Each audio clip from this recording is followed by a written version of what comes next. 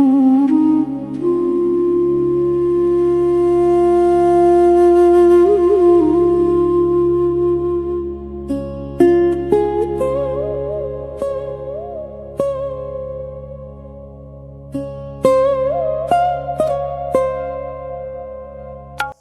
Guys, welcome to my channel. কেমন আছো তোমরা? নিশ্চয়ই তোমরা সবাই আছো। তো আজকে তোমাদেরকে আমি নতুন একটা ব্লগে স্বাগত জানাচ্ছি। তো থাম্বনেল এবং টাইটেল থেকে নিশ্চয়ই বুঝতে পেরেছো আজকে ব্লগটি কী হতে চলেছে।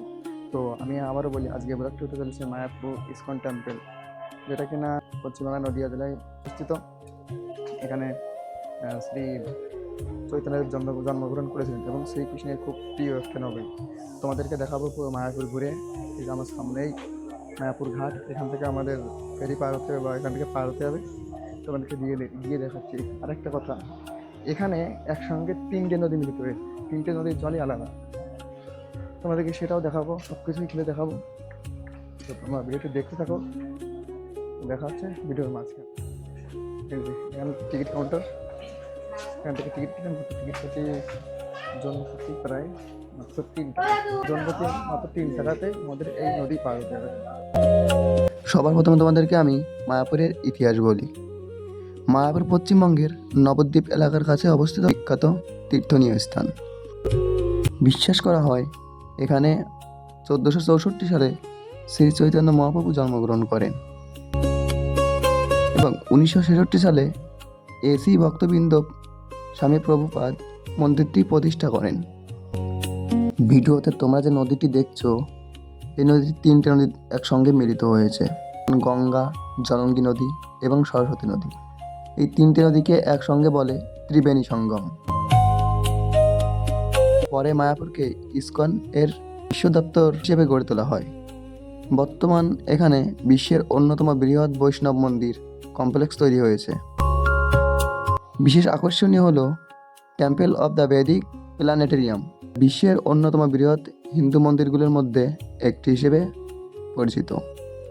প্রতি বছর গৌর পূর্ণিমা উপলক্ষে লক্ষ লক্ষ ভক্ত এখানে সমাবেশ হয়। আমরা এখানে পৌঁছে গেছি, আমরা এখন নামবো নৌকা থেকে। এখান থেকে আমার টোটো বা অটো। এখানে ইসকন মন্দির যাওয়ার জন্য কত টাকা ভাড়া? ইসকন মন্দির কত টাকা ভাড়া? 10 টাকা।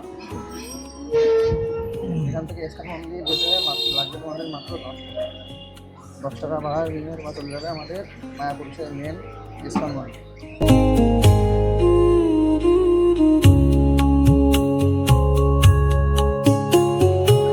পুরো মায়াপুর মন্দির ইসকন।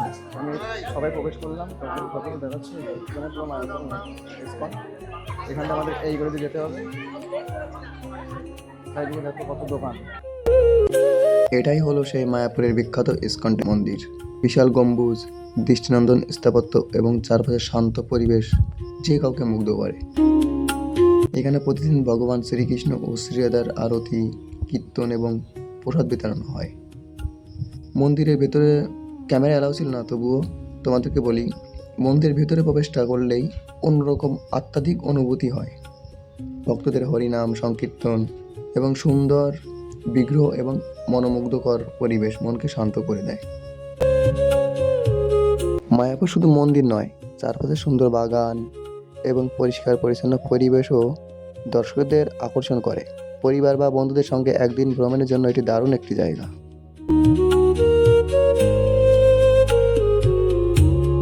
মায়াপুর শুধুমাত্র বিখ্যাত ইসকন টেম্পলের জন্যই নয়, এখানে একটি সুন্দর গোশালাও রয়েছে। এই গোশালায় গোমাতার যত্ন অত্যন্ত ভালোভাবে নেওয়া হয়। ভক্তরা এখানে এসে গোমাতাকে খাবার খাওয়াতে পারেন এবং কাছ থেকে দেখতেও পারেন। হিন্দু ধর্মে গরুকে গোমাতা হিসেবে সম্মান করা হয়, তাই এই গোশালাটিকেও মায়াপুরের একটি বিশেষ আকর্ষণীয় স্থান হিসেবে ধরা হয়।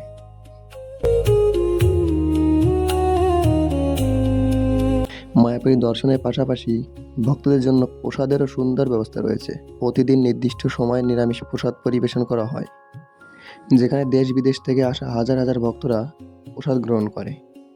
তো এই ছিল আমার ভিডিও। তো ভিডিওটি ভালো লাগলে অবশ্যই আমার ছোট চ্যানেলটি পাশে থেকো। তো দেখা হচ্ছে নতুন আরেকটি ভিডিওতে।